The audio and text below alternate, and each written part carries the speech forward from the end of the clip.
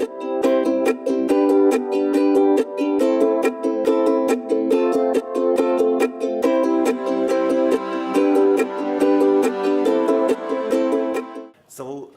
for the next hour, we are talking about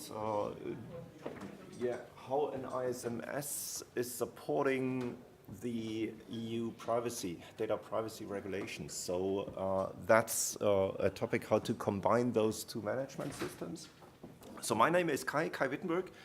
I'm CEO of neam in Germany. So we are working in this business area since about more than 20 years now, doing any kind of consulting in the area of 27001, ISMS BCM. We have a team which does penetration testing. So this is what we mainly do, mostly in Germany. In some projects a little bit outside of Germany, so mostly in Europe. I don't want to go into all the details of the GDPR. Who has to deal with the GDPR? Okay, yes, of course. No way to get out of it. I think that's a problem. So I think you know what to do in general. So there's one, which is probably my favorite article of the GDPR. One article which talks about the security of processing. So how to process information. So this selection of color doesn't mean that I got stuck in the 80s because it's so so colorful, but it's there's a meaning behind that. So you see the article 32 is talking about what we should do, or what an ISMS should do to be compliant to the GDPR. So what do we need to do from the ISMS perspective to protect privacy information? What it says is very simple.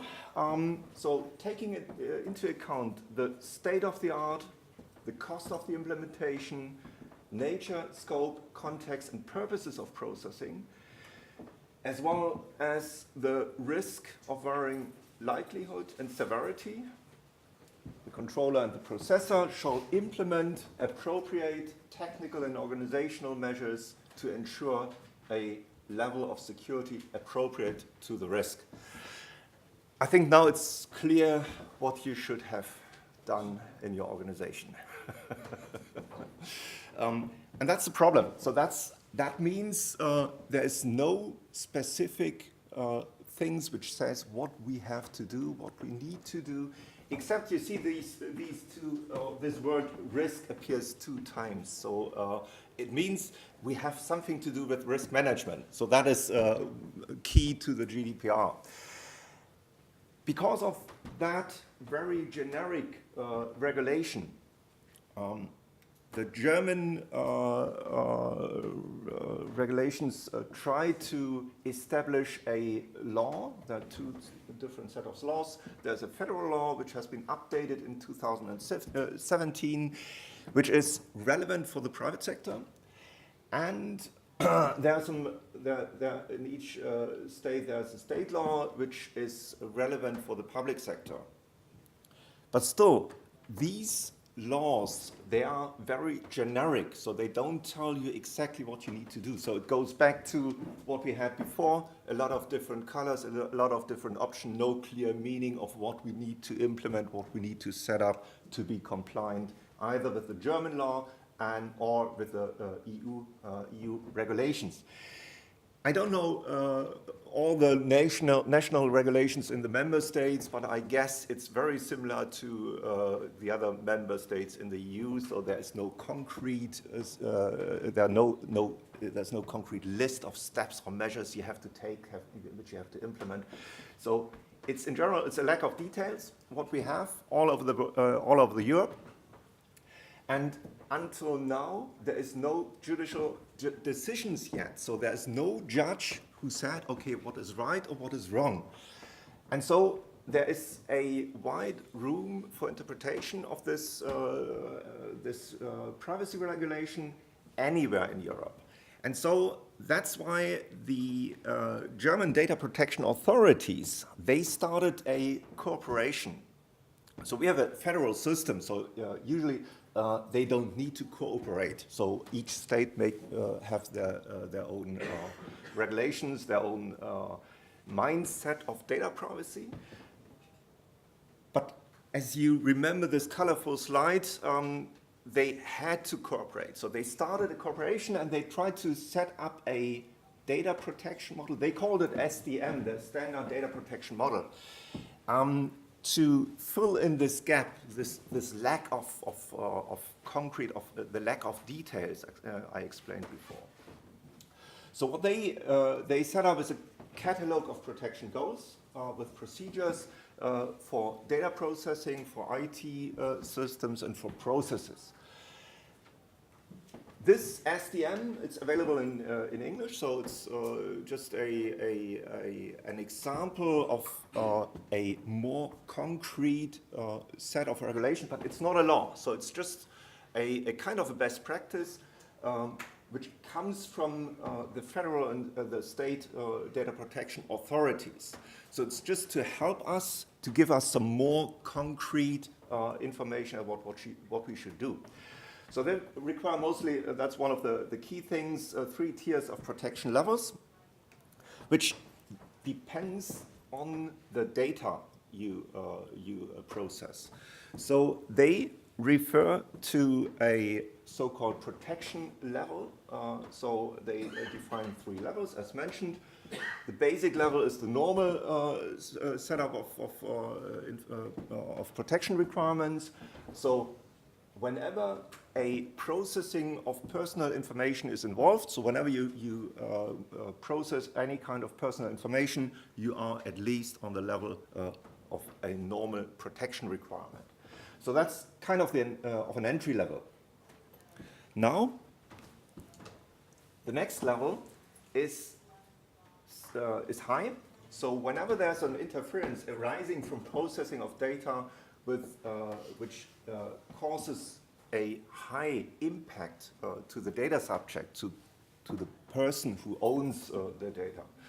So they say that it's linked to non-modifiable data, which can be used for profiling, tax IDs, insurance IDs. So it could cause serious financial consequences to the data subject. It could impact reputation, physical integrity, discrimination. So that is the set of data which automatically leads to a high protection requirement from the data privacy, from the SDM, from the Standard Data Privacy Model. And very high means there's a vital significance, so whenever there is something which might cause physical injuries or death of some persons, we are in the category of very high. So that is what we see from the data privacy perspective. Now, let's compare that to the information security. In Germany, there's a Federal Office for Information Security. So that's, in German, it's BSI. It is not related to the British Standards Institute, so it's completely different. They just share the same name.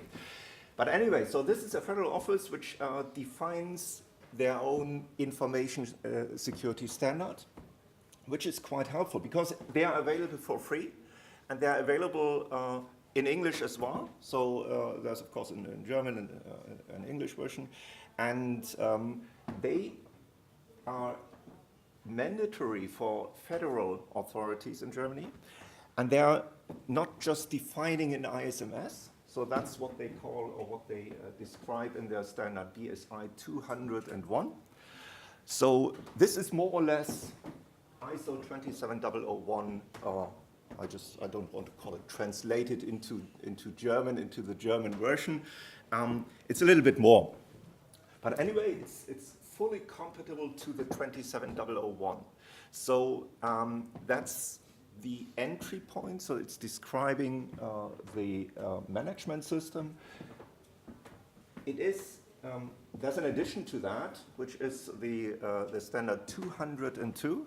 And this standard is describing the methodology, how to implement that.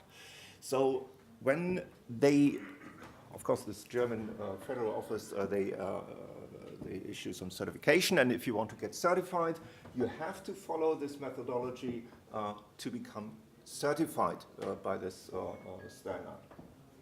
And they have their own risk management standard, which is also compatible to the ISO 27005. I'll show you a little bit later what it means and why it might be useful to use those standards. The interesting part, because right now you could think, okay, it's just a management system, it's just, yeah, why not use 27001? It's widely used, everybody knows it, and it's common standard. The interesting thing is that they combine those standards with a compendium of modules which are including process-oriented or system-oriented measures. So you get a list of things what exactly you have to do. So it's not just a generic approach like in the Annex A of 27001. It now gives you a detailed list what exactly you need to do. And in the second step, I'll show a little bit later some examples. In the second step, they come in addition with technical measures, so how you implement that, so what you should do, and in addition to how you should do that to be compliant to that standard. So this is the overview to the BSI standards in combination with the compendium or the catalog of the modules. Now let's have a look at the standard 202. So this is the methodology, which is quite, so it's available since, or it has been developed since more than 10 years. It has been recently updated, and it's a methodology which is, we used it hundreds of times in various different projects, so it's quite useful, it's quite handy, and it's quite logical, kind of a best practice which you can use. It's very simple. So first of all, like in any ISMS standard, you start with the scope definition. You might want to reduce it to the crown jewel, so you might want to restrict it to have a more restricted or limited scope definition here. They start with, yeah, in ISO we know it as an asset list, so we list all the processes and whatever we need to process information.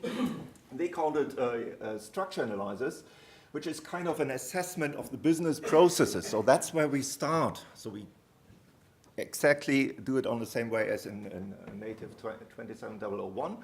So we collect the business process information. We go on to the IT, which is relevant for the business processes, depending on the scope selection and the crown jewels. So you might want to restrict to a specific part of the IT.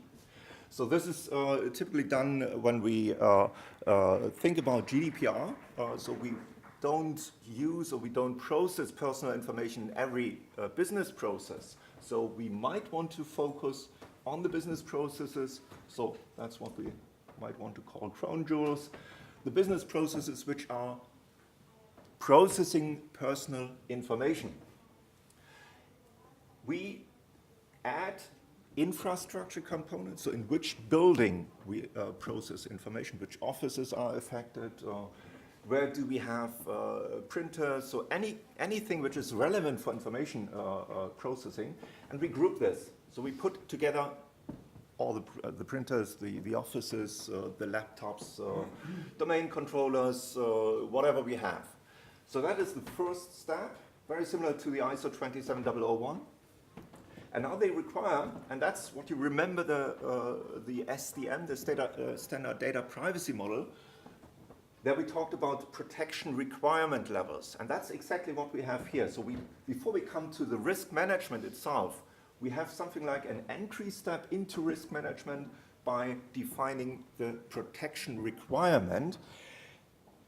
Big surprise, they define 3 levels, which we have to set up. It's a little bit different to the SDM, what I showed you before, but in general it's normal, high, and very high. So normal, they say a damage might cause effects which are limited and manageable. So yeah, peanuts. So it might happen, it doesn't matter, it's not causing a big damage at the end.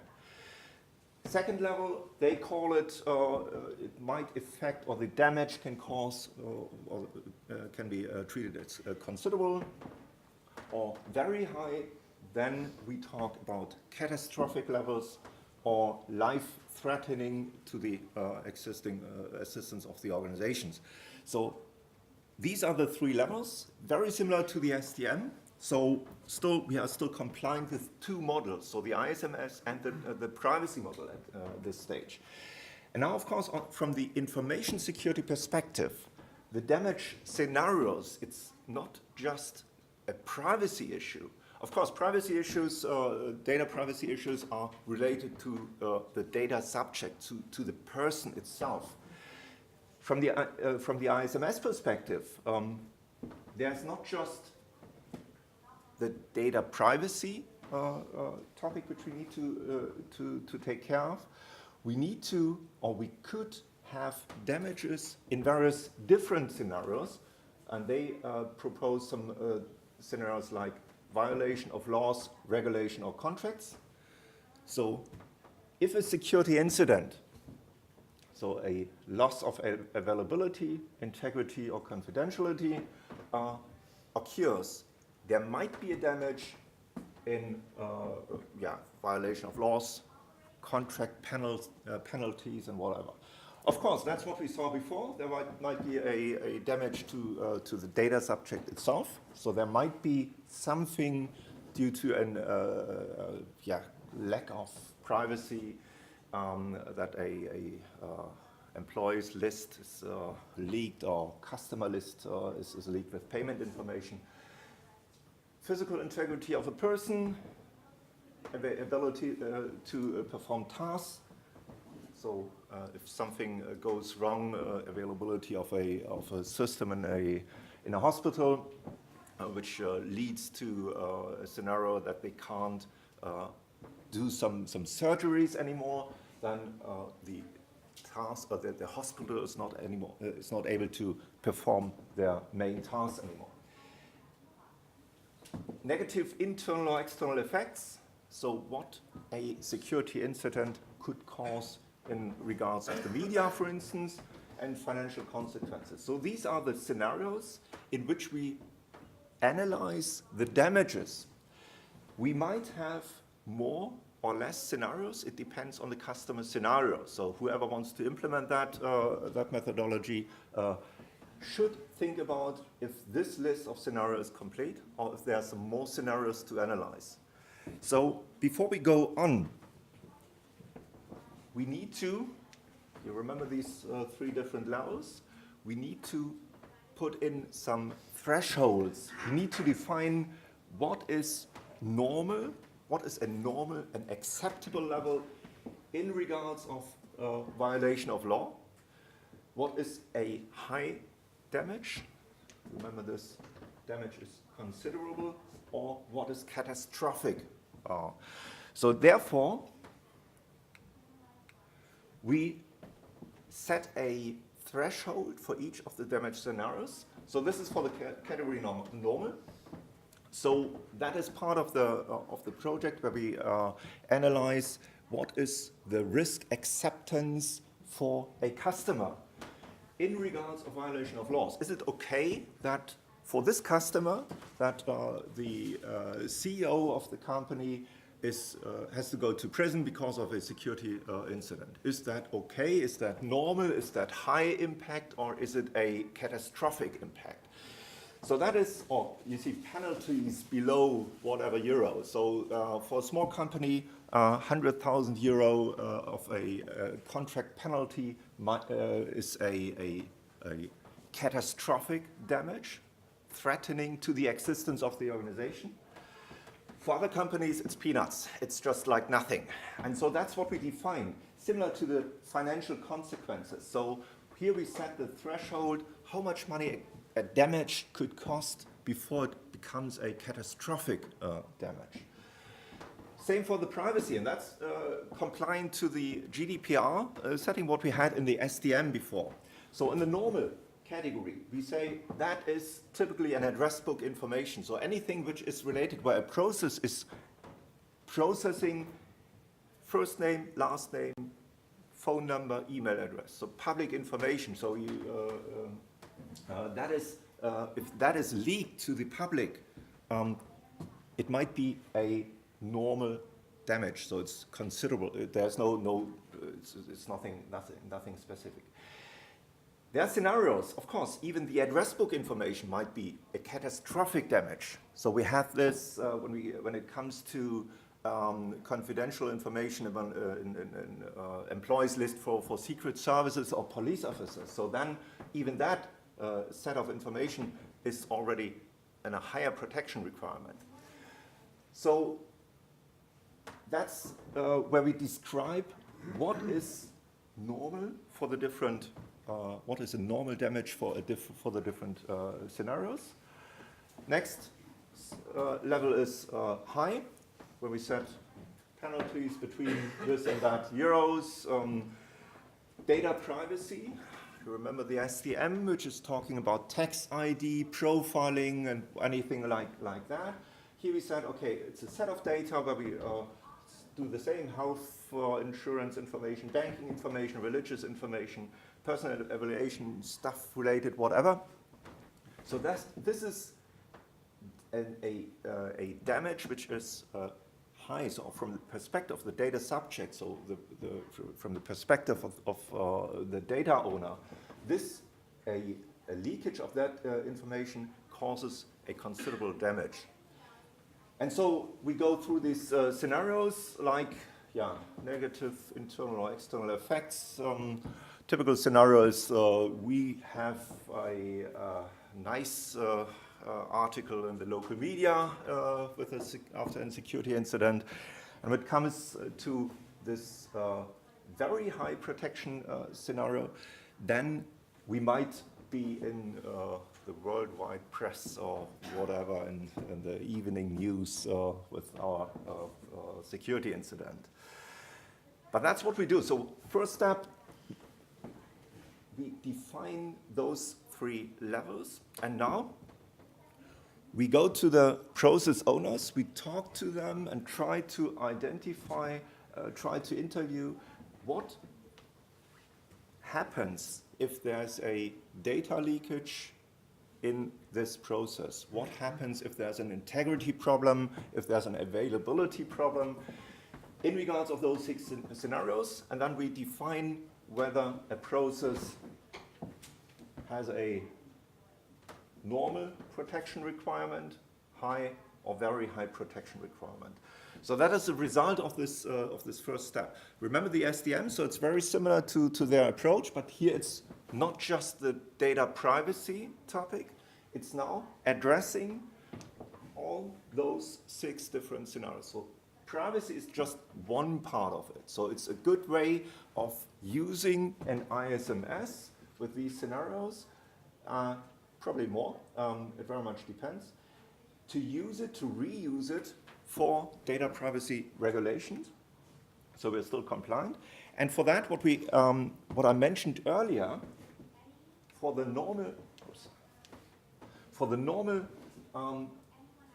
processes with the normal protection requirements, there we might use this compendium, so the catalog of measures, so what the German BSI, so this federal agency, developed, which you can, again, download for free, so you can get it in English, probably not the latest version in English, but at least you get a version in English, which you can use.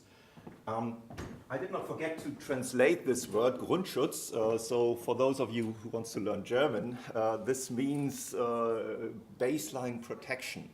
But if you look for, at the BSI website, you look for it, you find this word on their website.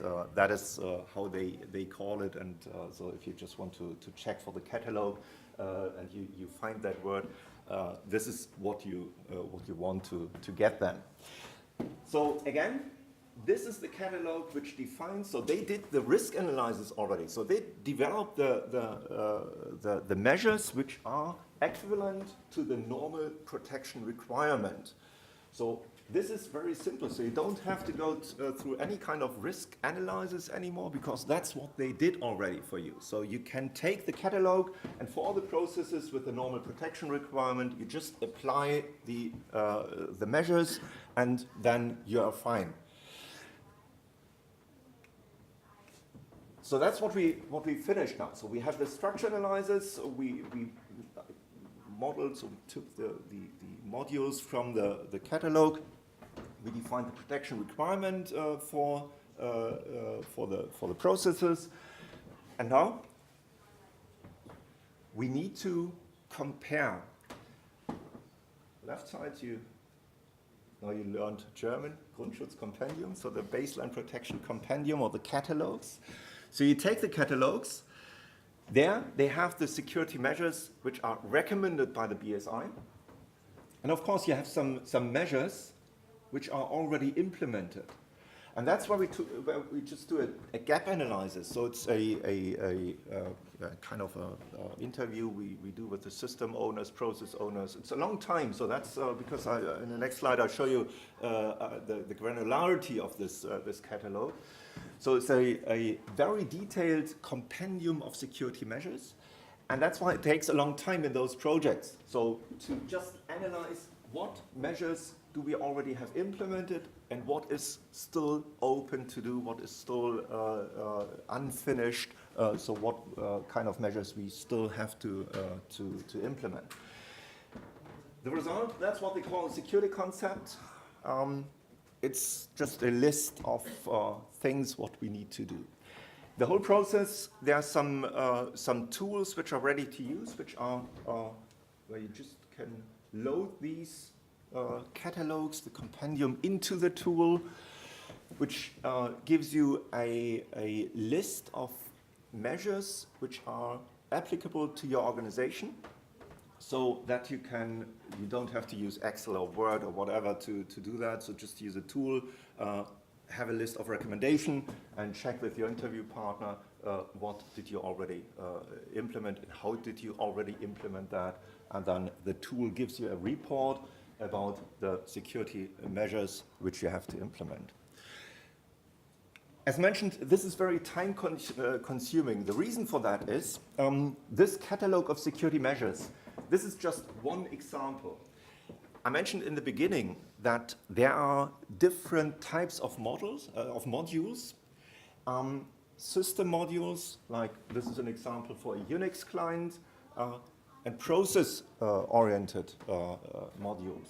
The process-oriented modules, this is like a module for virus protection, for any kind of things which are staff-related, so awareness, for instance.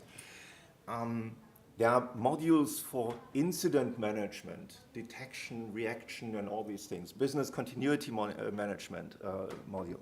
So it's a long list of modules which are ready to use. And each of the modules, they have the same structure. There's a short description about that. And the good thing is, I'll show you later why, there's a list of threat scenarios. So they already selected a list of threats which are relevant, in that example, to a Unix client. So that is in preparation for the detailed risk assessment. So you don't have to go through the possible vulnerabilities on a Unix client. So they already did that. So you can select it for the risk assessment, for the later risk assessment, the threats which are here in the list. So, of course, automatically done by a tool. So that's what usually is how we usually do that. So that is the first or the left part of it. on the right-hand side, so you see an extract of the measures, of the security measures which you should implement. It's just an extract, so the list is much longer. If you go to one, so like mandatory password protection under Unix, it's just one of the measures. And if you go to into the details of that one single security measure, you get a detailed explanation what the German BSI wants you to do to have mandatory password protection under Unix. And that's the reason. It's very detailed, it's very granular. You don't have to have everything in place. You just need it if you want to become BSI certified.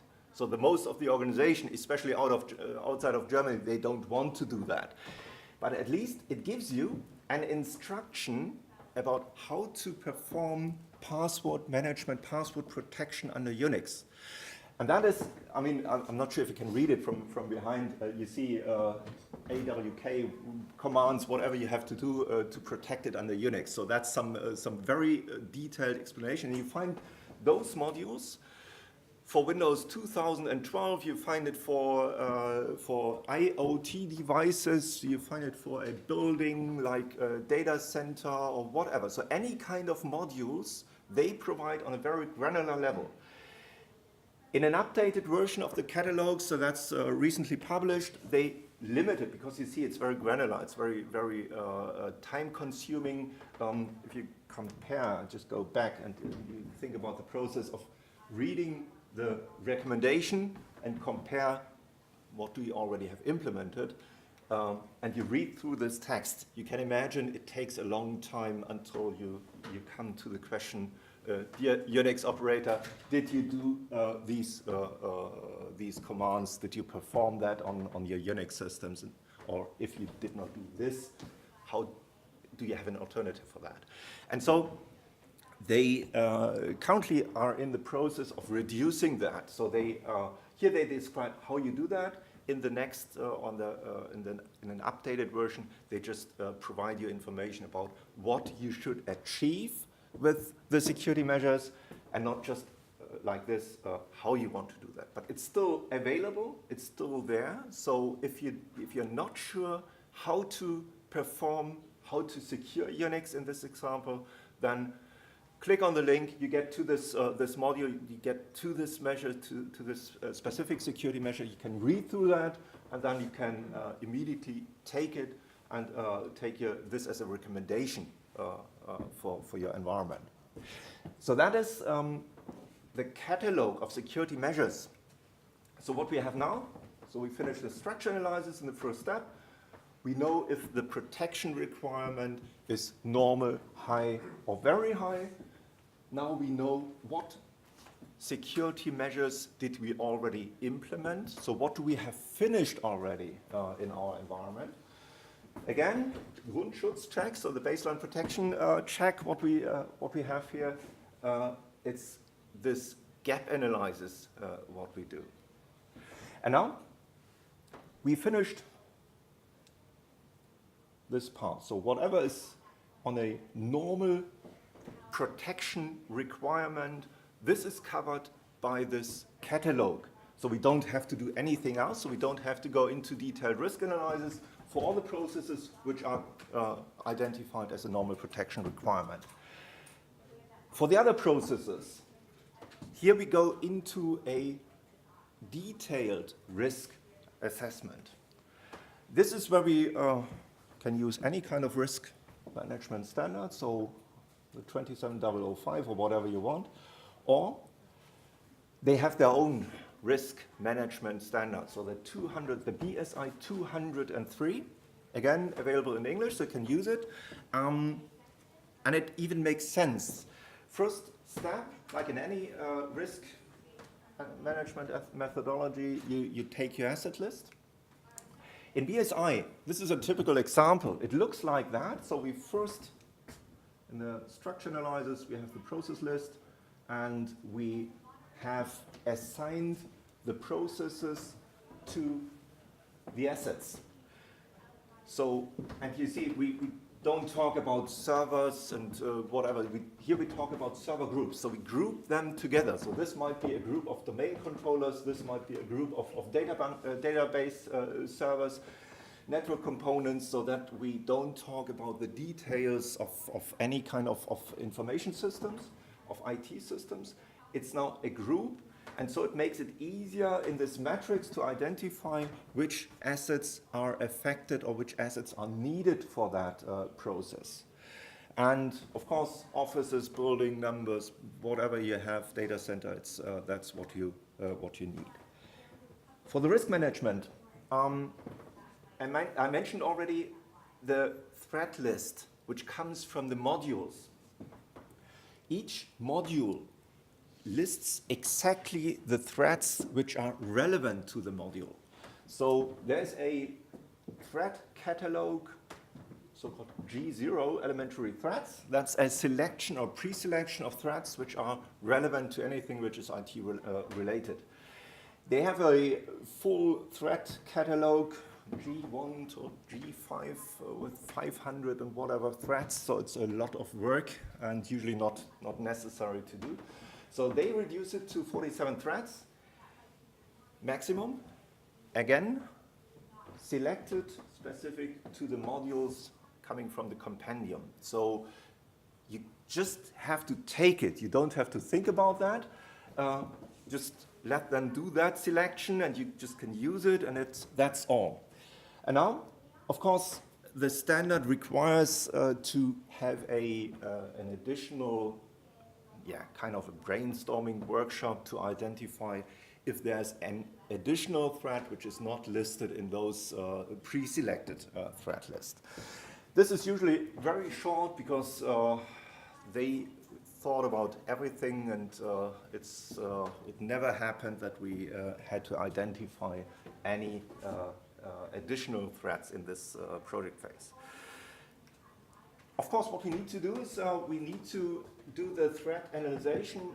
We have to analyze, and you remember this colorful slide which I showed you in the beginning. We have to analyze the severity and the likelihood. And again, the severity is something what we can reuse. So that's what we need for the GDPR, and not just for the GDPR. We need it mostly for all the risk management standards.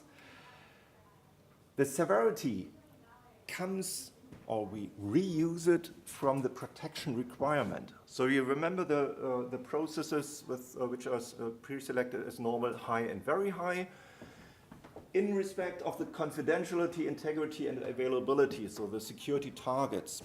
And here we just put in, we just add a number to it. So let's use 1, 2, and 3. So it's something what we can handle without any calculator.